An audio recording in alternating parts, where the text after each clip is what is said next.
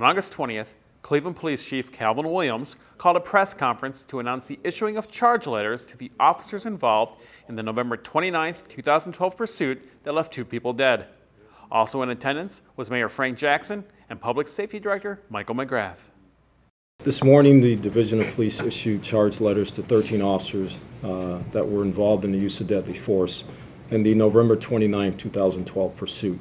Those officers have hearing dates scheduled with the Director of Public Safety in the near future, at which time we'll go through the process of giving them their date with the Director, where he'll hear evidence and testimony, and then shortly after that we'll make a decision on whether or not discipline is required in these cases.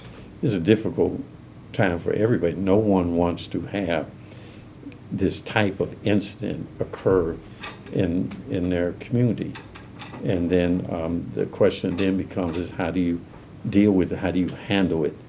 And we believe that we've handled it in a fair and appropriate manner. So it doesn't feel good to anybody, even the officers, the victims, families, us as public officials. You know, if you look at police chases in the city of Cleveland during my tenure and the mayor's tenure, we didn't have any chases that ended in a fatality or a shooting. This was the first one. And it's really changed the way we look at things now currently in the training, etc. But, you know, it's career changing. Not just career changing, you know, family changing, emotionally changing. It impacts not just myself, but the police department, the city, the community, the police officers. It's a real challenge.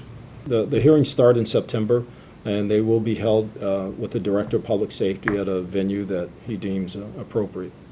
The investigative files have been presented to my office, and during the course of September I will conduct the disciplinary hearings for those officers relative to the charges that are recommended, and then I'll make a disposition as to, you know, after we have the complete hearing, as to how we're going to hold them either accountable or unaccountable for what transpired. The possible consequences, if the officers are found guilty of the specifications within their charge letters, range from a written reprimand from the Director up to and including termination.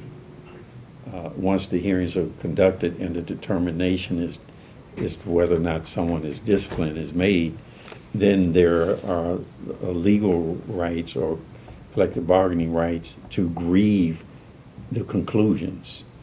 And if there's a grievance, then those grievances go to an arbitrator.